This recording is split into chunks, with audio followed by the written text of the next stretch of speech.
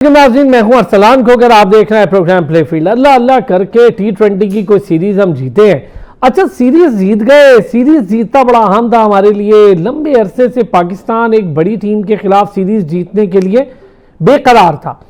अजीब बात है, मैच भी जीते। मैच का बेहतरीन खिलाड़ी भी वो हो गया जिसको पूरा पाकिस्तान ही नहीं पूरी दुनिया देखना चाह रही थी कि वो स्कोर करे। अल्लाह का शुक्र है बाबर आजम फॉर्म में वापस आए। मैं रिक्वेस्ट करूंगा उन लोगों से जो लोग बाबर आजम फॉर्म में नहीं थे, तो वो बड़ी तनकीद उस वक्त खामोश हो गई थी उनके पास बेचने को कुछ था नहीं, बात करने को कुछ था नहीं।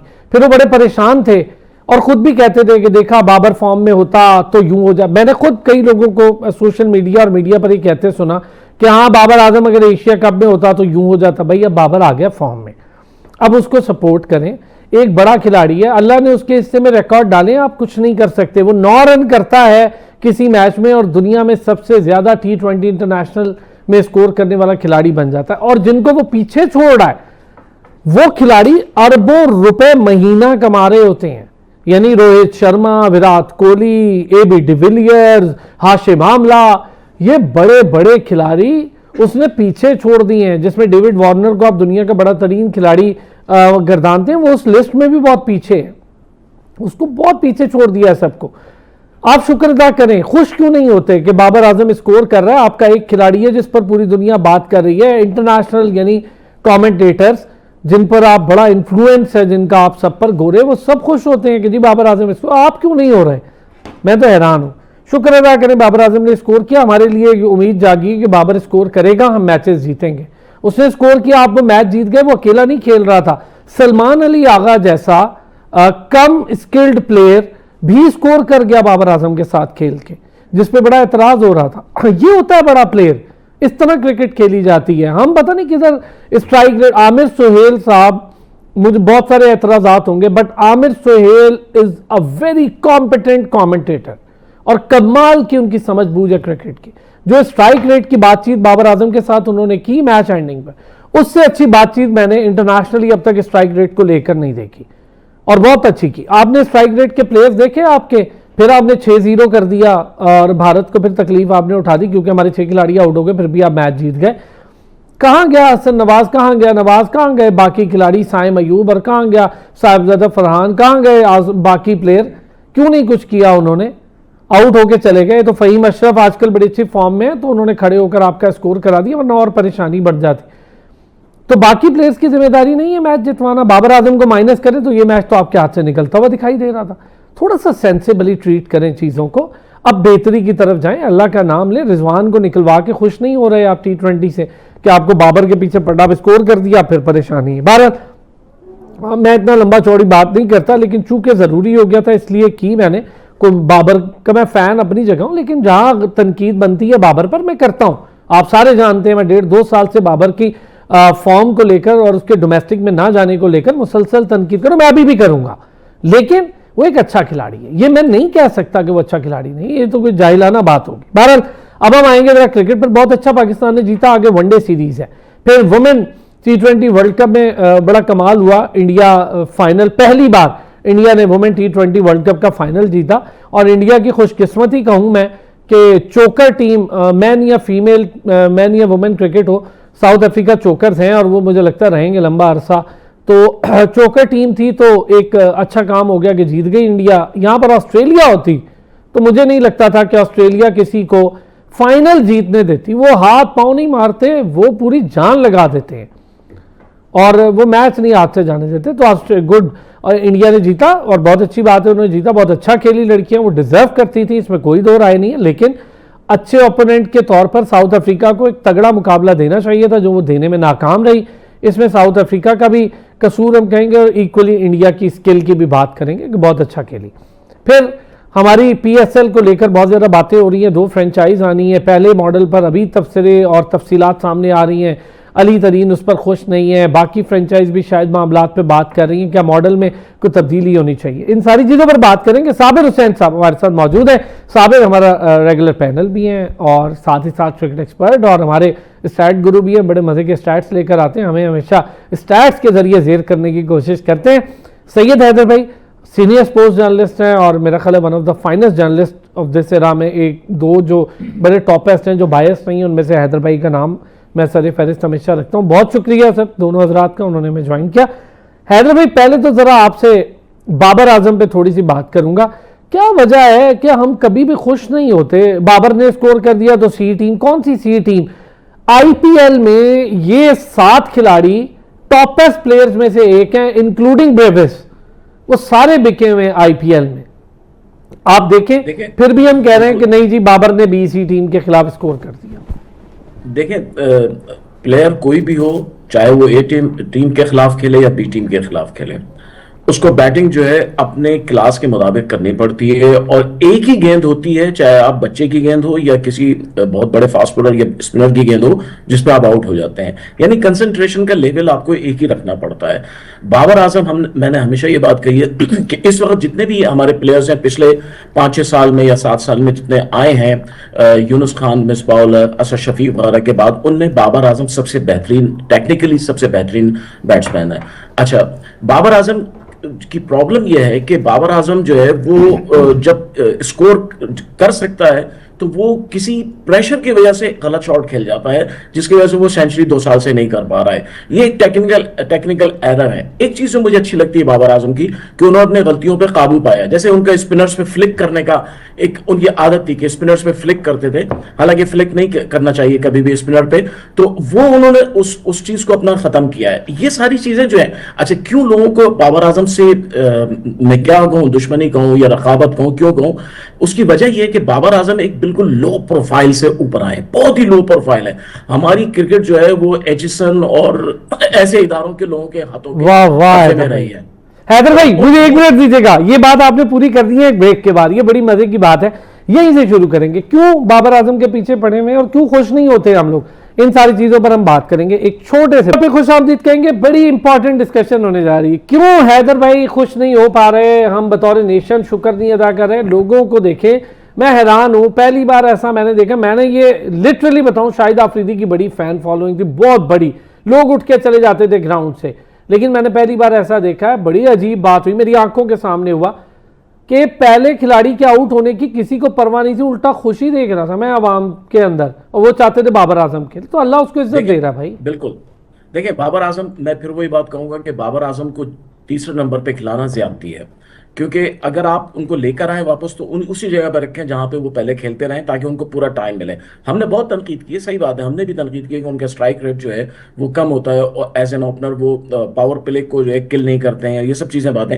लेकिन आप टीम की पूरी सिचुएशन देखें तो हमारी टीम का मिडिल ऑर्डर तो बेकार है, ओपनिंग ही कुछ कर पाती है, जब ओपनर्स चलते हैं तो वो कुछ करते हैं, तो उस वजह से बाबर आजम को पूरा टाइम मिलना चाहिए था। अच्छा, बाबर आजम की सबसे अच्छी बात जो उसकी बैटिंग में मुझे ये लगती है कि वो टेक्निकली हर बॉल को मेरिट पे खेलता है। वो एक प्रोग्राम बना के बस इसको अब मैं 6 मार दूं, वो ऐसा नहीं करता है। ऐसे बैट्समैन जो होते हैं वो टीम की जरूरत हुआ करते हैं। बाबर आजम की फॉलोइंग इसलिए बहुत ज्यादा है, मैंने ये बात कही अभी थोड़ी देर पहले, कि लो प्रोफाइल से आए हैं। लोग समझते हैं कि हमारे दरमियान का एक इंसान है जो हम में से निकलकर ऊपर आया है, लोग इसलिए मोहब्बत करते हैं। मैं आपको बताऊं, जितने ऐसे लो लेवल से आते हैं, यूनुस खान थे, कराची में लोग खड़े हो जाते थे यूनुस खान के लिए, जावेद मियांदाद थे।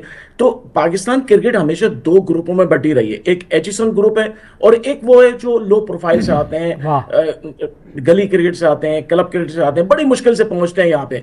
बाबर आजम की अगर बायोग्राफी आप देखें तो वही मिलता है कि कितनी मुश्किल हालात में वो यहाँ तक पहुंचे हैं। तो ये सारी चीजें जो है वो लोगों को अपील करती हैं, लोग उसको पसंद करते हैं। और फॉलोइंग जो बाबर की हुई है वो उसकी शक्ल की वजह से या उसके नाम की वजह से नहीं हुई है, उसके परफॉर्मेंस की वजह से हुई है। जो उसने इंग्लैंड में, ऑस्ट्रेलिया में, न्यूजीलैंड में, श्रीलंका में हर जगह सेंचुरियां की हैं, तब हुई है फॉलोइंग। ऐसे एक रात में बाबर आजम बाबर नहीं बन गया है, बल्कि उसको टाइम लगा है। 9 साल हो गए उसको इंटरनेशनल क्रिकेट में आए हुए, और 9 साल में उसने अपने आप को मनवाया है। मैं आपको बताऊं, इंडिया के कमेंटेटर हैं, वो कहते हैं कि हर्षद जो है कि अगर आप डिप्रेशन में हो तो बाबर की कोई बैटिंग लेके यूट्यूब पे देखना शुरू करें। यस, हर्षा भोगले की बात कहते हैं, हर्षा कहते हैं कि आप, यानी उसकी बैटिंग में एक खास बात होती है, जिस तरह वो ड्राइव करता है। इवन ये कि बहुत सारे लोग कहते हैं, रिकी पॉन्टिंग तक कहते हैं कि उसका ऑफ फ्रंट फुट पे जो ड्राइव है कवर्स में, वो दुनिया में इस वक्त सबसे बेहतरीन है। तो सारी चीजें टेक्निकली जब इंसान के पास होती हैं, जाहिर है जिनके पास फ्लॉज होते हैं तो वो फिर उनसे जलन रखते हैं, हसद रखते हैं। तो यही सारा खेल इस वक्त चल रहा है पाकिस्तान में। बनी भाई, मैच आपने देखा, सारा कुछ देखा, फिर हमारे 6-6 खिलाड़ी विकेटें गवाते हैं, थ्रो करते हैं, बाबर आजम स्कोर करता है। पूछना ये चाह रहा हूं, हम कब खुश होंगे आखिर कि बाबर स्कोर करे? क्यों शुक्र नहीं अदा करते? क्यों उल्टी सीधी बहस में पड़ जाते हैं? ये सी ग्रेड तो ये बी ग्रेड टीम। भाई साउथ अफ्रीका की टीम है, उन्होंने भेजी है, हमने कहा था कि प्लेयर चेंज कर दो, उन्होंने किए, उन्होंने रिजल्ट भुगता।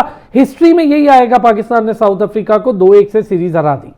देखिए हसन भाई, मसला सारा यहाँ पर ये है कि बाबर आजम जब पिछले 2-3 साल से रन नहीं कर रहा तो लोग जो है उसके ऊपर मुसलसल जो है वो तनकीद कर रहे हैं, हम लोग भी तनकीद कर रहे हैं। देखिए एक इनिंग्स के खेलने से बाबर आजम की ये नहीं लगता कि फॉर्म वापस आ गई है, और जिस तरीके की विकेट खेल रहा था, जिस तरीके से पिच खेल रहा था, उसमें ये लग रहा था कि बैटिंग के लिए दूसरी इनिंग में बड़ा साजगार हो रहा था, जिसमें बाबर जो अपने शॉट खेलते हैं, एक्स्ट्रा कवर खेलते हैं, कवर खेलते हैं या कट शॉट खेलते हैं, बड़े अच्छे तरीके से वो खेलते थे। तो यहाँ पर आपको एकदम जो है वो अब जो मुसलसल 3 साल खेल रहे हैं और एक इनिंग के बाद तो उनकी तारीफों के पुल बांधना हर तरह से शुरू हो गया है। वो बात आपकी बिल्कुल सही है, मास्टर बैट्समैन है, नंबर 1 बल्लेबाज है, अच्छा है, अपने आप को वापस ले आता है और प्रैक्टिस बड़ी खूब कर रहा होता है। गेंद उसकी बहुत ज्यादा है। आप देखें ना, इस तरीके की सिचुएशन हो गई है कि एक पाकिस्तानी बल्लेबाज आउट हो रहा होता है और बाहर से जो है वो तालियां और खुशियां मनाई जाती हैं कि भाई आउट हुआ, बाबर आएगा। देखिए उसकी फैन फॉलोइंग है, ये बात माने, लेकिन एकदम से हम ये कह देना कि बाबर आजम फॉर्म में आ गया है, ये कहना बेलाग होगा। 6-7 इनिंग्स उसको खेलने दें, जब इसी तरीके से उसकी हम तो दुआ करते हैं कि कंटिन्यू इस तरीके की बैटिंग वो करे, ताकि क्योंकि आगे पाकिस्तान ने ट्रायंगुलर सीरीज के बाद जो वर्ल्ड कप खेलना है उसमें बाबर का फॉर्म में रहना बहुत ज्यादा जरूरी है। हमें ये चीजें सोचनी चाहिए। एकदम जो है ना, हम खिलाड़ियों की तारीफ करके उनको ऊपर आसमान पे बिठा देते हैं, यही वजह है कि फिर जब वो नाकाम होते हैं तो फिर हम उनकी बुराइयां भी शुरू कर देते हैं, उन पर तनकीद भी शुरू कर देते हैं। बाबर ने बहुत अच्छी बैटिंग की, इसमें कोई शक नहीं तीसरे T20 मैच में, लेकिन अभी उसको मेरे ख्याल में उसके ऊपर रन ड्यू हैं। अभी उसके ऊपर जो है वो पाकिस्तान की जीत बहुत सारी बातें होती है, नहीं बाबर रन तो करता है, रिकॉर्ड तो बनाता है, लेकिन पाकिस्तान की जो जीत है या मैच फिनिश नहीं करता। हालांकि जो 68 रन उसने किए उसको मैच फिनिश करके जाना चाहिए था, आउट हो गया। लेकिन कहने का मकसद सारा यही है कि बाबर पे आप तनकीद तो करते हैं, तारीफ भी करते हैं, लेकिन यही है कि पाकिस्तान टीम को अपनी जीतने दे। मेरे ख्याल में 1-2 जीत के बाद जो है ना, हम वो सारी चीजें भूल जाना कि वर्ल्ड कप भूल जाना, एशिया कप भूल जाना, किसी शिकस्तों को भूल जाना, ये मेरे ख्याल में अच्छा नहीं है। हमें उन खामियों को तलाश करना चाहिए, हमें उन चीजों को देखना चाहिए जिसमें हम फ्लॉप कर रहे हैं। हम मिडिल ऑर्डर हमारे पास नहीं है, इस पे हम जो है बहुत ज्यादा परेशान है। फिर टॉप ऑर्डर आपका पास जो है ना वो इतना अच्छा नहीं है। साइम को देखिए, एक मैच में रन करता है, अगले मैच में 0 पे आउट हो जाता है। तो ये चीजें जो है वो हमें देखनी पड़ेगी। एक टीम में 5-5, 6-6 ओपनर के बजाय हमें 2-3 जो 2 ओपनर 3 ओपनर होने चाहिए, बीच में मिडल ऑर्डर तगड़ा होना चाहिए, लोअर ऑर्डर अच्छा होना चाहिए, तभी जाके हम जो है ना वर्ल्ड कप में अच्छा। मैं बदी भाई आपकी बात से एग्री, ये एक मैच का या एक परफॉर्मेंस का मैं जिक्र नहीं, मैं सिर्फ ये पूछना चाह रहा था साबिर आपसे भी, हम खुश क्यों नहीं होते बतौर कौम? सिर्फ ये पूछना चाह भाई, उसने स्कोर किया है और वो पहले भी करता हुआ आया है। ये नहीं है कि बाबर ने को पहली बार स्कोर किया तो हम तारीफ करेंगे। बाबर ने स्कोर किया है तो दुनिया का नंबर 1 सबसे ज्यादा रन गेटर बैटर बन गया है ना। अब बाबर वापस आया फॉर्म में, मुझे उसके जो शॉट्स हैं वो देखकर, आप सारे क्रिकेट खेलते भी हुए हैं, देखी भी हुई, कवर भी करते, उसके शॉट से ही समझ आ रहा था। और दूसरा, अगर बाबर उस पिच पे स्कोर कर रहा है और कह रहे हैं जी पिच बड़ी आराम से, मैं कहता हूँ भाई बाकी भी कर लेते हैं, हसन नवाज और बाकी नवाज और ये सारे, या साइम अयूब या साहिब, इनसे क्यों नहीं हुआ? सलमान अली आगा क्यों एंड तक नहीं गया बतौर कप्तान? जब बाबर स्कोर कर रहा था खड़ा रहता, वो फिनिश करके जाता, उससे भी नहीं फिनिश हुआ। तो देखिए, एज ए नेशन जो है हमारी ये एक साइकोलॉजिकल प्रॉब्लम है कि हम शुक्र अदा नहीं करते, और नाशुक्रे बंदे जो हैं वो अल्लाह पाक को पसंद नहीं है। तो शुक्र करना चाहिए हर चीज़ में, चाहे आपके पास कम हो या ज़्यादा हो। देखिए, पाकिस्तान की जब जीत आती है उसमें आप लोग देखते हैं कि किस किस का कितना कंट्रीब्यूशन है। आप लोगों ने कंट्रीब्यूशन देखना होता है कि एक विनिंग कॉज में किसका कितना कंट्रीब्यूशन है। बाबर आजम की जितनी सर्विसेज की बात की जाए, देखें हमने हमेशा उनको सपोर्ट किया है। जहाँ जहाँ पे आपने जिस तरह इंट्रोडक्शन में कहा, आपने खुद भी इस चीज़ को आइडेंटिफाई किया, नोटिफाई भी किया कि उनको डोमेस्टिक में जाना चाहिए। हम लोग यहाँ पे आके टेक्निक के वाले से कभी बात नहीं की, ना सुलान साहब ने बात की, ना मैंने कोई बात की कि टेक्निकल क्या फ्लॉज है, हम उस पर बात नहीं करते। हम ये कहते हैं कि उसको डोमेस्टिक खेलना चाहिए ताकि उनकी जो फॉर्म है वो वापस आ सके। 100, 200, 150, 250 बॉलें वो खेलें, रेड बॉल खेलें, ताकि उनकी फॉर्म वापस आ, उनमें कॉन्फिडेंस। हमने हमेशा ये बात की है। अल्लाह पाक ने देखें कितने लोगों ने क्रिटिसिज्म किया, मगर अल्लाह पाक ने कितनी इनको इज्जत दी है कि देखें अभी तक वो टीम से बाहर भी थे, उनसे स्कोर भी नहीं हो रहा, उसके बावजूद उनका देखें रावलपिंडी में खेलें, लाहौर में खेलें, अभी आपको कल फैसलाबाद में पता लग जाएगा, इवन पाकिस्तान से बाहर भी देखें तो अल्लाह पाक ने उनको इतनी इज्जत दी हुई है। तो उनके जो वालिद साहब के ट्वीट वगैरह मुझे जहन में आते हैं, कुछ उनके अपने भी ट्वीट्स वगैरह, किस तरीके से अपने आप को वो कैरी कर रहे हैं। तो ये बड़ी बात है कि अल्लाह पाक ने जब आपको इतना मकाम दिया तो उसके बावजूद आप किस तरीके से अपने आप को प्रेजेंट कर रहे हैं। तो वो कभी हार्श लैंग्वेज यूज नहीं करते, लोगों को इतना रेस्पॉन्ड नहीं करते। उन्होंने कहा था कि वो दे सकते हैं, वो भी इंसान है, उनको चीजें ये हर्ट करती हैं। मैं ये समझता हूं कि पिछले 2-2.5 साल में टेक्निकल प्रॉब्लम उनका नहीं था, फॉर्म वो उनकी नहीं गई थी, मगर साइकोलॉजिकली हमारी पाकिस्तानी अवाम ने, पीसीबी के कुछ बंदों ने, हमारे एक्स क्रिकेटर्स ने और प्लस करंट क्रिकेटर्स ने, जिनकी अपनी मेरे लिए सारे काबिल तरह, मगर उनकी कोई खास इतनी सर्विसेज है नहीं। बाबर आजम की जो परफॉर्मेंसेज हैं, जो उनका नाम है, जो उनकी रन्स हैं, वो किसी से बर्दाश्त नहीं हो रही, चाहे वो जर्नलिस्ट हो, चाहे वो पाकिस्तान के लेजेंड्स हों।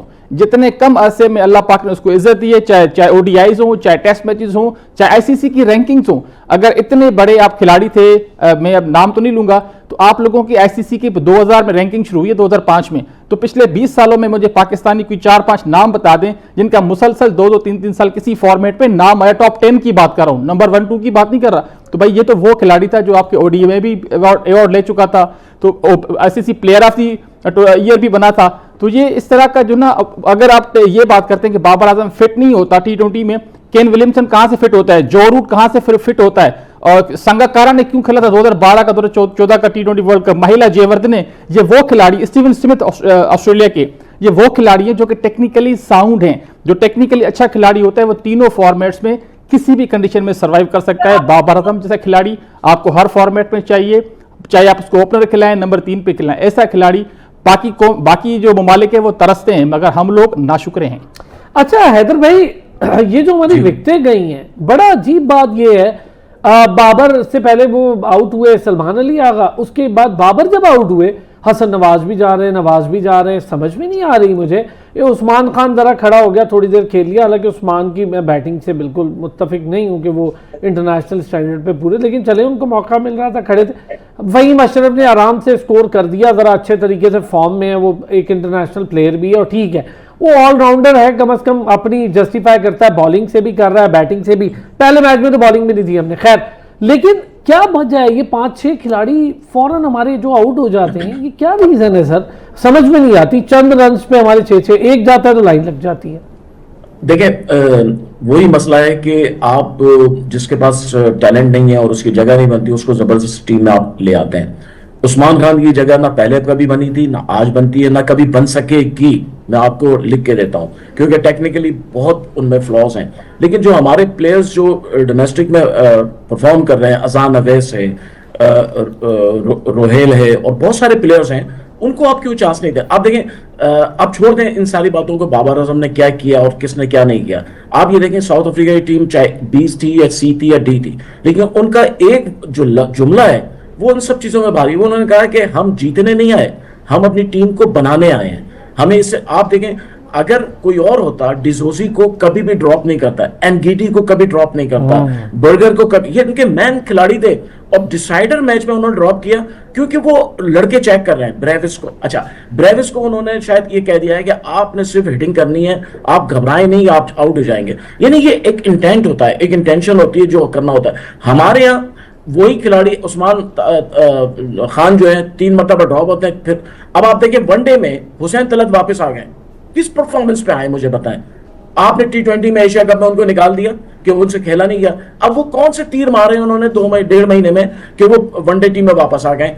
इसी तरह हसन नवाज हैं, आपने उनको वनडे टीम में रख लिया, T20 में चल नहीं रहे, डोमेस्टिक वो चल नहीं रहे। उनका आप फर्स्ट क्लास का कैरियर देखें, मैं हंसता हूं वो देख के। 6 मैचों में कुल 600, 700, 800 रन है उनके टोटल, और आप उनको नेशनल टीम में रेगुलर खिला रहे हैं। प्रॉब्लम यह है कि हमारे यहाँ सिफारिशें और अकरबा परवरी, उसने बर्बाद करके रख दिया इस टीम को।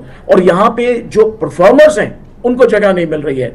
अजान अवैस जो है, अली जरियाब है और बहुत सारे हैं, शाहजेब है, खुद शमाइल है, शमाइल कमाल का प्लेयर है। मैं जरा एक ब्रेक लेता हूँ हैदर भाई। ये जो अकरबा परवरी सिलेक्शन, कुछ लोगों को मुसलसल चांस मिलना, खुशदिल भी उनमें से एक है। हम फहीम अशरफ पे बहुत तनकीद कर, मैं बहुत बड़ा नाकिद रहा हूँ, मैं इस बात का बिल्कुल अभी भी स्टिल मैंने कहा कि देखें जो बेहतर हो रहा था, हम देखें बेहतर होता है, हम कहते हैं कि फहीम अशरफ बहुत बेहतर हुआ है, फहीम ने बॉलिंग बहुत इंप्रूव की है, ट्रिकी बॉलर है, आपको मुश्किल वक्त में विकेटें निकाल के देता है, मुश्किल वक्त में बैटिंग भी ठीक कर रहा है, फील्डिंग भी उसकी ठीक है, तो वो बेहतर हुआ है तो उसको चांस मिलना चाहिए। नवाज बेहतर हुआ है, उसको चांस मिलना चाहिए। कौन रोक रहा है इस बात से? एक ब्रेक के बाद इस पर बात, फिर खुश आमदीद कहेंगे जी। कुछ स्टैट्स भी आज जरा हम शेयर करेंगे। फहीम अशरफ की हम बात कर रहे थे, पहले मैं बदी भाई से, फिर स्टैट्स बड़े मजे से साबिर से हम लेंगे। बदी भाई, ये जो 5-6 खिलाड़ी हमारे बगैर स्कोर के आउट होना शुरू हो गए, मिडिल ऑर्डर है, आप यकीन करें मैंने पूरा मैच अगर एनालाइज करूं, एक सलमान अली आगा ने साथ दिया और एक बाबर आजम ने स्कोर किया, बाकी स्कोर हम निकालें तो मैच फिर हमारा फंसता हुआ दिखाई। शायद फहीम अशरफ कुछ कर जाते, अकेले कर जाते, लेकिन वो भी एक मिथ है कि करते या नहीं। लेकिन फहीम अपनी जगह फिर जस्टिफाई कर रहा है। मैं फैक्चुअल बात बताऊं, नवाज भी कर रहा है, नवाज ठीक है, टीम अब बेहतर हुआ है, इंप्रूव किया है उसने, ठीक है, चले बैटिंग वो कभी कर रहा है, कभी ये हसन नवाज का अपनी जगह जस्टिफाई करेगा। साइम अयूब प्रॉपर जगह, सर 18-20 मैचों के बाद एक उसने 50 की और फिर वो अगली बार 0 पे आउट हो गया। फिर ऐसे हम लोग हुसैन तलत को भी लेके कैरी कर रहे हैं, कभी खुशदिल को भी कैरी कर रहे हैं, हम चाह क्या रहे हैं। और फिर नसीम ने पहले मैच में अच्छी बॉलिंग की, अगले मैच में शाहीन को खिलाना था तो ड्रॉप कर दिया। देखिए अफसान भाई, यही तो हमारी क्रिकेट का आलमिया है कि एक इनिंग से हम के खिलाड़ी को जो है, मैं पहले भी आपको कह चुका हूं कि साइम अयूब ने कितने मैचेस के बाद रन किए और हम फिर वही बातें करने लगे, नो लुक और ये लुक और वो लुक। देखिए असल मसला ये होता है कि कंडीशन में, किस तरह की कंडीशन में किस तरह का बल्लेबाज जो है वो कैसी बैटिंग करता है, वो चीज मैटर की जाती है। अब जिस तरीके से जो जनूबी अफ्रीका ने जो गलती की, खासतौर पर दूसरे T20 में उन्होंने जो टॉस जीता और फिर बैटिंग नहीं की, वो उनको लेके डूबा और वहां सेकंड बैटिंग आपको देखने की कितनी आसान, मुझे कोई मोमेंट नजर नहीं आता दूसरी इनिंग में वहां पर। लेकिन उसके बावजूद तीसरे T20 में देखिए कि पाकिस्तान की बल्लेबाज किस तरीके से फ्लॉप हुए हैं। वही साइम अयूब जो एक पिछले मैच में 71 रन करता है, फिर अगले मैच में वो 0 पे आउट हो जाता है। तो ये हमारी जो बैटिंग है हमारे बल्लेबाजों की, इसमें जो है ना वो तसल्सल नहीं है। जब तक इसमें तसल्सल नहीं आएगा उस वक्त तक पाकिस्तान टीम कामयाबियां हासिल नहीं कर सकती। ये 2 मैच जीत कर जो है आप T20 सीरीज जरूर जीते, लेकिन मसला सारा ये है कि आगे आपने बहुत क्रिकेट खेलनी है, आगे जाके आपने T20 वर्ल्ड कप खेलना है, फिर ऑस्ट्रेलिया से सीरीज खेलनी है, इंग्लैंड के खिलाफ आपने वो करना है। तो आपको एक ऐसी मुस्तनद टीम बनानी पड़ेगी जिसमें आपको जीत नजर आए। यहाँ तो अपनी होम कंडीशन में, होम क्राउड में आप अगर इस तरह की परफॉर्मेंस दे रहे हैं, पहले T20 में देखिए किसी कैसे आ रहे हैं, उसके बाद कमबैक हो, तो हम शुक्र है कि एक सलमान मिर्जा ने अच्छी बॉलिंग की, फिर अगले मैच में जो शाहीन शाफरीदी ने अच्छी बॉलिंग कर ली, तो हम लोग मैच जीत गए। तो यहाँ पर ये हमें देखना पड़ेगा कि हम जो कंडीशन के मुताबिक किस तरह का प्लेयर क्या कर रहा है। अब 6 प्लेयर आउट हो गए, क्या 139 रन के लिए 6 को आउट होना चाहिए था? हम ये फंस गए थे, अगर उनकी 5, 10, 15 रन और होते तो हो सकता है हम मैच भी ना आ जाते। तो ये चीजें हमें खत्म करनी होंगी। लोग जो है 200, 250, 250 रन पे जा रहे हैं, हम 140, 150 में भी मैच जीतने के लिए पूरा जोर लगाते हैं, उसके बाद मैच जीतते हैं। क्या ऐसे जो है मैचेस आपको जो है वर्ल्ड कप में नजर आएंगे? क्या जो इंडिया की टीम आपको इतने रन करके देगी या ऑस्ट्रेलिया और इंग्लैंड ऐसी रन के देगी? अब गुज़िश्ता जो मैच हुआ ऑस्ट्रेलिया इंडिया का, आप देखें 86 रन ऐसे ही बन गए, यानी कि उनको इतनी कोई एफर्ट नजर नहीं आई, उसके बावजूद 186 रन बन गए, क्योंकि छोटे छोटे रन सभी कर रहे हैं। तो जब तक आप 25-30 रन अगर एक बल्लेबाज भी कर ले तो रन 200 हो जाते हैं। लेकिन हमारा ये कि एक ने अगर 30-35 रन किए तो दूसरे जो 10 रन नहीं करते, 8 रन नहीं करते, डबल फिगर में 6-7 लोग नहीं जाते। ये चीजें हमें जो है वो देखनी पड़ेगी। पावर प्ले का इस्तेमाल हमें अच्छा करना पड़ेगा। दुनिया भर की जो टीमें वो अपने पावर प्ले को बहुत अच्छा इस्तेमाल करती है। अब इंडियन लड़कियों की मिसाल ले लें, जिस तरीके से मैं कह रहा हूँ, मैं मैच देख रहा था, जिस तरीके से उन्होंने परफॉर्म किया है और जिस तरीके से वो खेल रही थी, ऐसा लग रहा था यार कि ये लड़के जो है वो क्रिकेट खेल रहे हैं। सही बात। तो मेरे ख्याल में हमें क्रिकेट को वो इम्प्रूव करना चाहिए। हमें एक दो बल्लेबाजों की कारकर्दगी को नहीं देखना चाहिए कि बाबर ने रन कर दिए तो ठीक है जी, एक और ने रन कर दिया ठीक है। यहाँ टीम कंपटीशन होता है और पूरी अच्छा, मैं आपकी बात से 100% मुत्तफिक हूँ बदी भाई। आपकी ये बात बिल्कुल ठीक है। हम 140 की टीम होकर रह ये गए। चीजें हमें नोट करनी चाहिए। खामियों जो हमारी है, जीते जरूर है हम सीरीज 2-1 से, लेकिन इसमें बहुत सारी खामियां हैं, इनको दूर करें। ये थोड़ी है, आप देखें ना, एक जीत के बाद हम जो है कप्तान खड़ा हो जाता है बाबर आजम के साथ, अरे बाबर आपने तो कमाल कर दिया, अरे साइम तुमने तो कामयाब कर दिया। ये कहाँ होता है? इससे पहले मुझे बताएं कौन से मुल्क में इस तरह की चीजें होती हैं? लोग जो है मुसलसल रन कर रहे होते हैं, लेकिन कभी अमली लेकर ये हो रहा होता है। ये मेरी समझ में नहीं आता कि एक मैच के बाद हम इस तरह एक मैच के बाद हम क्या करते हैं। अच्छा, फहीम अशरफ पे भी थोड़ी सी बात करेंगे बदी भाई। फहीम अशरफ को लेकर भी कर दी है सर बात मैंने आज। साबिर, फहीम के हवाले से बताएं ना, क्या स्टैट्स हैं? देखें, फ़हीम, हमने तो वैसे काफ़ी दफ़ा पहले भी कह चुके हैं कि पाकिस्तानी ODIs हों, टेस्ट मैचेस हों या T20s हों, तो ऑलराउंडर जो है पाकिस्तान को वो मुसलसल एक मुस्तकिल हिस्सा होना चाहिए पाकिस्तान की टीम का। मगर हमने देखा है पास्ट में काफ़ी अब्दुल रज़ाक, अज़हर महमूद के बाद कुछ ऑलराउंडर्स आए जिनको प्रॉपर मौके दिए नहीं गए, चाहे वो अनवर अली थे, चाहे बिलावल भट्टी थे, चाहे आमिर यामीन थे, काफ़ी इस तरह के हमाद आज़म थे, काफ़ी ऐसे ऑलराउंडर्स आए जिनको हमने प्रॉपर तरीके से चांसेस नहीं दिए। मिसबाह की कप्तानी में मुझे याद है 2012-13 में दोनों ऑलराउंडर्स को लेके आए थे, उन्होंने आपको अच्छा सर्व भी किया था साउथ अफ्रीकन पिचेस पे भी। मगर अभी काफ़ी अर्से बाद फ़हीम अशरफ को पहले भी आप लेके आए थे, 2020-21 में आए थे, सरफराज की कप्तानी में वो आए, मगर कुछ इनकी परफॉर्मेंसेस उस तरीके से अप टू द मार्क नहीं थी, या मुसलसल एक मुस्तकिल मिजाजी उनमें नहीं थी। मगर अभी देखा जाए 2025 में जब उनको वापस लाया गया, उन पर शदीद क्रिटिसिज्म हुआ कि जी वो पर्ची हैं, किसी के रेफरेंस से आए हैं। मगर वो देखें, उन्होंने कुछ अपनी परफॉर्मेंस से उन्होंने प्रूव किया, कुछ उन्होंने मजीद उस पर काम भी किया है, चाहे बैटिंग हो चाहे बॉलिंग हो। आपको याद होगा जब हम न्यूजीलैंड गए थे इसी साल जनवरी में, तो उन्होंने पाकिस्तान वो मैचेस तो हार गया था, मगर फिर भी 73 रन उन्होंने बनाए थे 80 गेंदों पे। उसके बाद जब PSL में जब आए वो, तो PSL में देखिए वो बेस्ट फिनिशर बने थे। फाइनल में उन्होंने 8 बॉलों पे 28 रन बनाए थे। उसके बाद वो चले जाते हैं बांग्लादेश में भी हमारी जो मेरे ख्याल में हम एक T20 हार गए थे, मगर शायद उनके 50-52 रन से वो मैच हम जीत सकते थे। आखिरी नंबर पे आके 8वें-9वें नंबर पे भी आके वो 50 रन उन्होंने बनाए। उसके बाद एशिया कप की बात देख लें, ट्राई नेशन में देख लें कि 4 विकेटें ली थी 27 रन के एवज अफगानिस्तान के खिलाफ। उसके बाद अब फाइनल की बात करें, जो हमारा फाइनल हुआ था इंडिया के साथ, 3 विकेटें ली थी 29 रन देकर उन्होंने बैटिंग में कंट्रीब्यूशन किया था। तो फ़हीम अशरफ की जो परफॉर्मेंस अभी देखें, पहला प्लेयर ऑफ द सीरीज रहे हैं, 7 विकेटें उन्होंने ली हैं जो साउथ अफ्रीका की सीरीज इस तरह की पिचेस पे।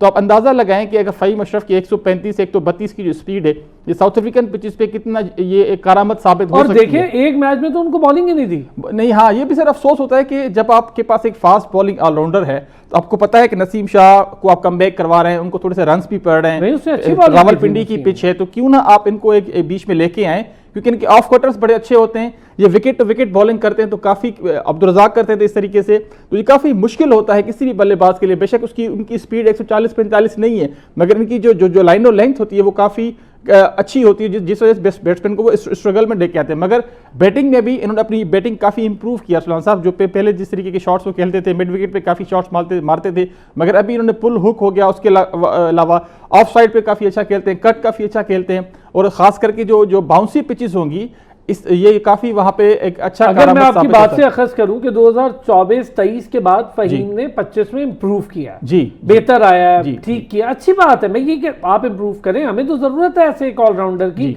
जो मैच को फिनिश करे, जो लेके जाए, लंबी इनिंग खेले। टेस्ट भी वो बहुत अच्छा एक बार खेल चुके, उसमें अब देख रहे हैं हम निखार आ रहे। नवाज भी सेम। मगर सर अब अगर इनको हटाया जाता है, अभी अगर ये 2027 का अगर वर्ल्ड कप का हिस्सा नहीं होते स्क्वाड का, या जो अभी आपका T20 वर्ल्ड कप आ रहा है, तो मैं समझता हूं कि ये बहुत बड़ी ज्यादती होगी पाकिस्तान क्रिकेट के साथ। क्योंकि हम लोगों ने पिछले, हर कोई बात करता है, जितने क्रिकेटर्स हैं आगे टीवी पे आके बात करते हैं, कैंप्स पे आके बात करते हैं कि जी ऑलराउंडर होने चाहिए। भाई होने चाहिए, तो अभी आपके पास 2-3 पहले आप 4-5 ज़ाया कर चुके हैं। ये मुश्किल से आपके पास एक सेट लेकिन हम बनने नहीं देते। हाँ, एक बन चुका है, तो उसको खुदारा उसको चांसेस दें, उसको ठीक है, का हिस्सा। इस पे बात करूंगा मैं। हैदर भाई, ये फ़हीम के हवाले से, नवाज के हवाले से बेहतर हुए, मुझे आपको कोई एतराज नहीं है, जो बेहतर होगा वो खेले। और मैं तो जब तनकीद करते हैं, जब नहीं परफॉर्म होता, चीजें बेहतर नहीं होती, अब वो अच्छा परफॉर्म करें, मैं बैठा हूं या नाक़िद है, लेकिन हम अपनी बात सिर्फ तनकीद की हद तक रखते हैं, जो कंस्ट्रक्टिव हो। अच्छा हो जाओगे तो हम आपके साथ हैं, भाई खेलो आप। नवाज ने इंप्रूव किया, फ़हीम ने नो डाउट मैसिव इंप्रूवमेंट आई है। फ़हीम ने फिनिश करना सीखा है। जो लास्ट मैच था, आप देखिए, नवाज भी आके चला गया, हसन नवाज भी आउट हो गया, यके बाद दीगरे बाबर वगैरह सब आउट, वो खड़ा रहा, आराम से उसने फिनिश किया और मैच ले गया। देखिए फ़हीम अच्छे ऑलराउंडर हैं और हैंडी क्रिकेटर हैं और वो सिचुएशन के हिसाब से बॉलिंग करते हैं, तो अच्छी बात है। लेकिन देखा जब जाता है जब आप आईसीसी टूर्नामेंट्स में या बड़े टूर्नामेंट में सही जाते बात हैं, जब आप बड़े वहाँ पे आपकी परफॉर्मेंस जो है वो आपकी एग्जामिन की जाती है, वहाँ पे पता चलता है कि आपने कितना जो है टैलेंट है और मैच, तो वहाँ पे हमें फ़हीम अशरफ वगैरह ये नवाज अवाज जो है ये कुछ नज़र नहीं आता है, मैं माफ़ कीजिएगा। ठीक जो है। है बायलैटरल सीरीज में तो हो जाता है कि आपको विकेटें भी मिल जाती हैं, रन्स भी कर लेते हैं, क्योंकि दूसरी टीम अगर कमज़ोर हो या अच्छी नई टीम हो तो अब इसमें मुझे इस बहस में नहीं पड़ना है कि साउथ अफ्रीका ने क्यों अपनी बी टीम भेजी है, उसको छोड़ दीजिए। मोहम्मद हफीज़ ने भी ये पॉइंट आउट किया है कि जब सेना टीमें आती हैं तो वो अपने सी क्लास क्रिकेटर्स को यहाँ पाकिस्तान भेज देते हैं या वहाँ पे अपने यहाँ खिलाते हैं। तो उस बहस में पढ़ने के बजाय मैं सिर्फ एक बात कहूँगा कि आपका वजूद और आपके एग्जिस्टेंस हमेशा परफॉर्मेंस से होती है। जब आप रेगुलर परफॉर्मेंस देते हैं तो आपकी कदर भी होती है, लोग आपको अप्रिशिएट भी करते हैं। आप अगर इस सीरीज में अच्छी बॉलिंग की है तो हम अप्रिशिएट करते हैं, लेकिन अगर आप नेक्स्ट सीरीज में श्रीलंका और जिम्बाब्वे जब आ रहे हैं, जब आप अच्छी बॉलिंग नहीं कर पाए तो जाहिर हम उस पर क्रिटिसाइज भी करेंगे। असल चीज़ ये होती है कि आप कंटिन्यू कितना करते हैं, ये बड़ी अहम चीज़ होती है। बाबर आजम के बारे में भी जो है फैन फॉलोइंग भी है, बड़े क्रिकेटर हैं, टैलेंटेड हैं, सब कुछ है, लेकिन अगर कंटिन्यू नहीं करेंगे तो जाहिर उन पर भी तनकीद होगी। जो भी साइम अय्यूब हैं बड़े टैलेंटेड हैं, लेकिन जब कंटिन्यू नहीं करते हैं तो फिर उन पे तनकीद होती है। बात सिर्फ ये है कि आप अपनी परफॉर्मेंस को किस तरह तसलसल आप कंसिस्टेंसी दिखाते हैं। अगर आप कंसिस्टेंट नहीं है तो आपकी परफॉर्मेंस आपके टीम के काम नहीं आती है। इसीलिए हम आईसीसी टूर्नामेंट जो है वो बड़ी जल्दी हार जाते हैं, बायलैटरल सीरीज में जो है हम हीरो बन जाते हैं। तो ये चीज जो है, मैं आपकी बात से एग्री हूं, हमें एक बड़े टूर्नामेंट में अपनी जीत की तरफ जाना, ठीक है, बिल्कुल सही है। जरा हम थोड़ी सी बात करेंगे, फिर अगला पूरा सेशन हम अगले वनडे पर भी करते हैं।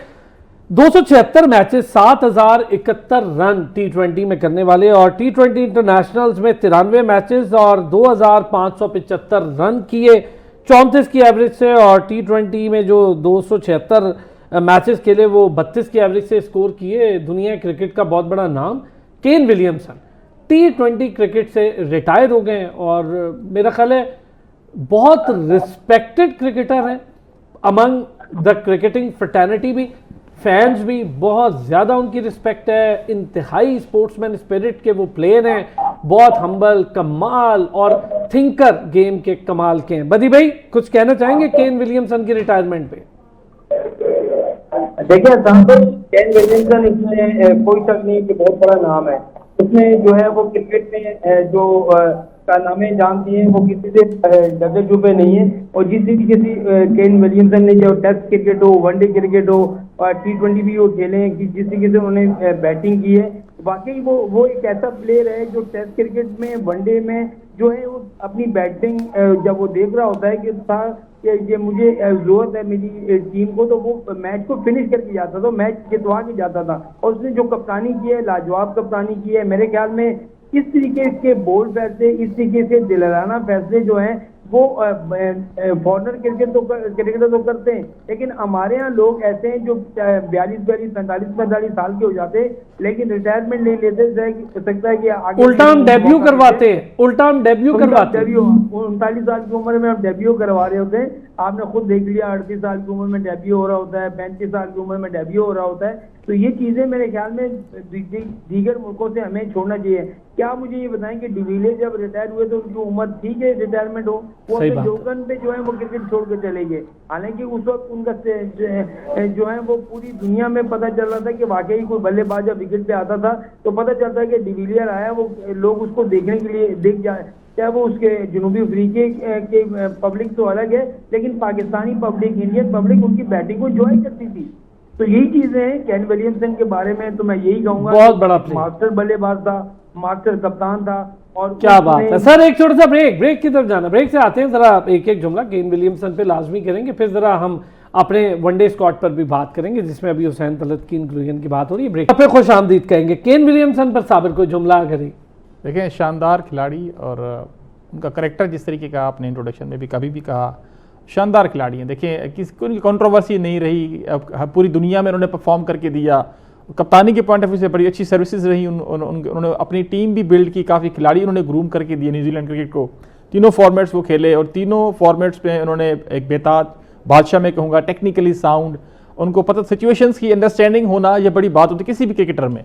तो उन्होंने स्ट्राइक रेट के ऊपर कभी आई थिंक फोकस नहीं किया होगा जिस तरह हमारे आजकल पाकिस्तान में बात हो रही है। तो उन्होंने मैचेस जिता के दिए, चाहे T20s के हों, चाहे 140 हो, 160 हो, 200 भी उन्होंने चेस करके दिया। तो मैं शानदार उनका कहूँगा कि उनका करियर रहा T20 के पॉइंट ऑफ व्यू से। अभी वो खेल रहे हैं, सर्व करें, फिटनेस देखें, उनकी सलाम पेश करता हूँ। देखें 2011-12 में आए थे, इनको 12-13 साल हो चुके हैं, तीनों फॉर्मेट्स खेले और अच्छे तरीके से खेले। तो मैं इनको तो सलाम पेश करता हूँ उनकी सर्विसेज को। अच्छा हैदर भाई, 35 साल में रिटायर हो गए, ठीक बात है, हमारे यहाँ 40 साल का डेब्यू कर रहा होता है, वहाँ 35 साल में उन्होंने T20 छोड़ दी। लेकिन केन विलियमसन की एक चीज़, ना कभी किसी से on the field of the field उनकी कोई कंट्रोवर्सी सामने आई। एक स्पोर्ट्समैन, एक रियल क्रिकेटर, जैसे जेंटलमैन गेम का क्रिकेटर कहते हैं, वो केन विलियमसन है। बिल्कुल बिल्कुल, मैं तो केन विलियमसन को मैं कहूंगा कि इस डिकेड नहीं बल्कि इस सेंचुरी का सबसे बेहतरीन क्रिकेटर था। No doubt. एक इंसान की हैसियत से भी मैंने देखा जब APS का हमला हुआ पेशावर का, तो केन विलियमसन के वर्ड्स मुझे याद है, मैं अबू धाबी में था, तो उसने आके कहा था कि यार मेरा दिल टूट गया, आज मेरा दिल नहीं कर रहा है कि मैं क्रिकेट खेलूं। और फिर उसने अपना सामान भिजवाया यूनुस खान के जरिए कि ये मुझे ले जाओ पेशावर में, उन बच्चों को जो जख्मी हैं उनको दो ताकि वो खुश हों। तो बहुत बड़ा इंसान है। फिर जब 2021 का वर्ल्ड कप था 22 का, उसमें ऑस्ट्रेलिया में, वहाँ मेरी केन विलियमसन से एक 1.5 मिनट की मुलाकात हुई, तो मैंने उससे 2-3 बातें की। तो इतने डाउन टू अर्थ जाके बात करना, फिर आप देखें कि वो इतना बड़ा क्रिकेटर था लेकिन कभी उसने कोई स्कैंडल, कोई बदतमीजी किसी चीज में इन्वॉल्व नहीं रहा। रिकी पॉन्टिंग भी थे, Ricky Ponting history of cricket के बेहतरीन खिलाड़ी थे, लेकिन जितने बदतमीज रिकी पॉन्टिंग थे मेरे ख्याल कोई भी नहीं रहा। लेकिन तो केन विलियमसन अपने ग्राउंड में, out of field, in field एक बेहतरीन क्रिकेटर थे। और T20 से अभी रिटायर हुए हैं, टेस्ट में हम देखेंगे, वनडे में भी शायद देखेंगे, तो अभी हम उनकी क्रिकेट देखेंगे। लेकिन सबसे अच्छी बात मुझे ये लगती है कि नासिर हुसैन जैसे उन्होंने 31 या 32 में रिटायरमेंट ले ली थी, साबिर मुझे करेक्ट करेंगे, कि उन्होंने साउथ अफ्रीका के जब वर्ल्ड कप हो रहा था उसके फौरन बाद, तो उनसे लोगों ने कहा कि आपकी तो अभी एज ही इतनी नहीं हुई है। तो उन्होंने कहा मुझे एज से प्रॉब्लम नहीं, मुझे उन खिलाड़ी जो मेरे पीछे आ रहे हैं जूनियर्स, मुझे उनकी फिक्र है, अगर मैं जगह नहीं छोड़ूंगा तो वो कैसे आएंगे। क्या बात है, जुमला बहुत जबरदस्त, बहुत जबरदस्त। हमारे 42 उनकी ऑफिशियल है, इन ऑफिशियल मेरे ख्याल 45, क्योंकि हमारे यहाँ एज कम करना जो है ना एक बिल्कुल रूटीन है, उसमें भी वो छोड़ने को तैयार नहीं है। सियालकोट के कैप्टन बन के उन्होंने जूनियर्स को बिठा दिया और खुद खेलते रहे। तो ये एक माइंड सेट है, साबिर मुझे करेक्ट करेंगे कि ऐसा माइंड सेट जो है मेरे ख्याल से जितना बड़ा केन विलियमसन का, नासिर हुसैन का है, हमारे यहाँ तो कभी हिस्ट्री में शायद नहीं, मैंने भी नहीं देखा सर। जाना तो बड़ा मुश्किल ही होता है, अपनी बहुत मुश्किल, जब आपसे स्कोर ना हो रहा हो, आप व्हील चेयर पे आ रहे हो, तब जाके आप रिटायरमेंट ले लें तो ले लें, वरना तो हमारे यहाँ रिटायरमेंट का कोई ऐसा खास कॉन्सेप्ट मौजूद नहीं है। मैं अगर 2 प्लेयर ऐसे बड़े, 3 बल्कि 3 ले लें, 3 बड़े प्लेयर हैं जिनकी कभी कंट्रोवर्सी हमने वैसे नहीं देखी कि लड़ाई झगड़ा हो, उसमें एक ब्रायन लारा मैं समझता हूँ कभी नहीं ऑन और ऑफ द फील्ड नहीं देखा, हालांकि बहुत बड़े प्लेयर।